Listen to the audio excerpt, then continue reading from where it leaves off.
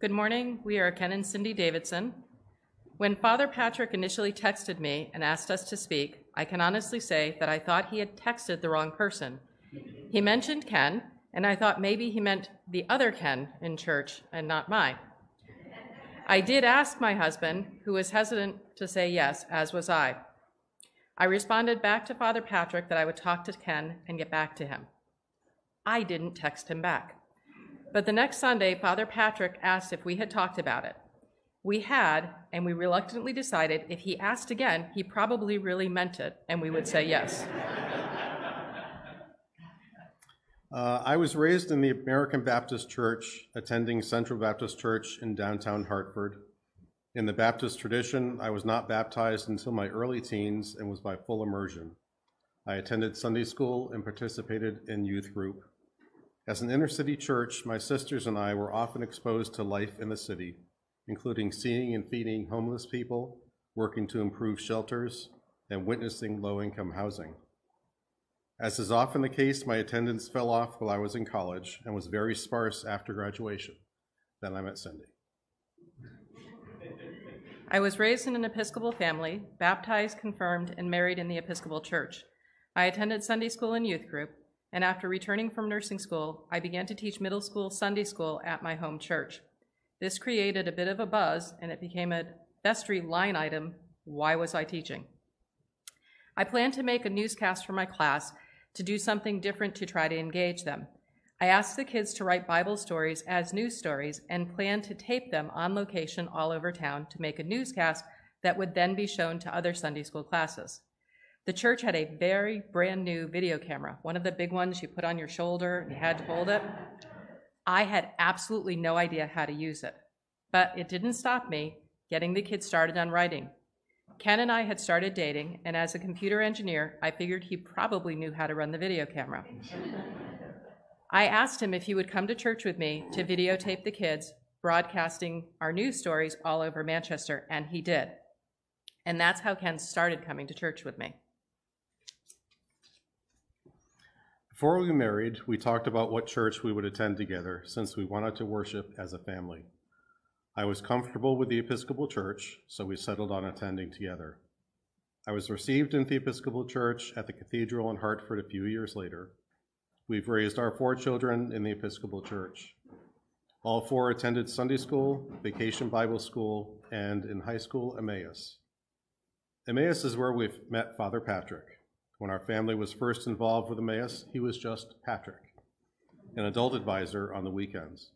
Patrick had a wonderful way of connecting with the teens. We've had the wonderful but complicated blessing of having young adult children who want to have a parish home where they're valued. Many churches do not have young adult ministries and do not engage young adults. During COVID, we, like so many others, watched church online. When churches started opening up again, we realized that we wanted something more for our family than what we had in our old church. We had heard that Father Patrick was back in Connecticut, so we watched services at St. Andrew's online during COVID. We knew that St. Andrew's must be a special place if Patrick had come back to Connecticut to this place. Our second oldest was living in Middletown, so we figured we would give it a try. Father Patrick was what drew us to this church, but the parish is what has kept us coming back.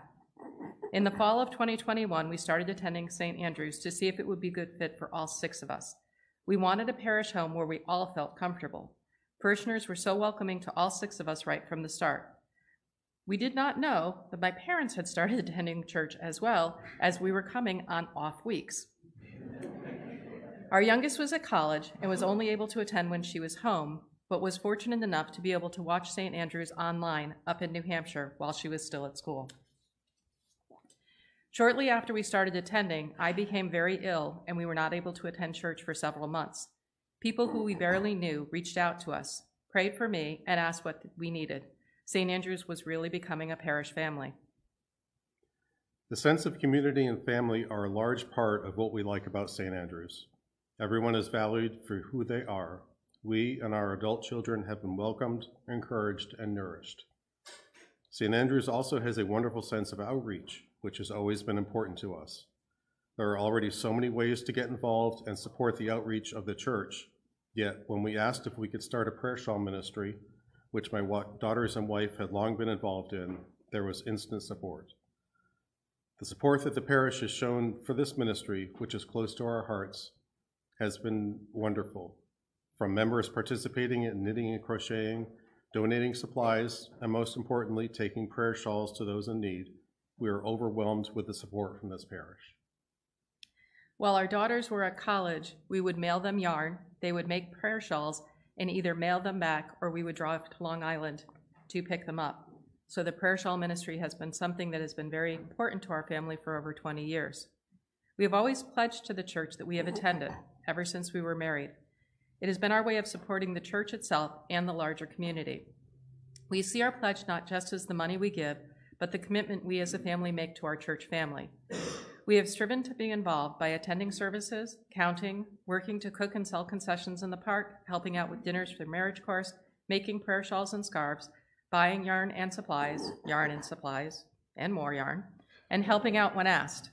For a family of mostly introverts who are far more comfortable working behind the scenes, we will stretch out of our comfort zone when needed and asked. We don't take changing parish homes lightly, having been at our previous church for over 20 years. We're all glad that we landed at St. Andrews and hope to spend a very long time here.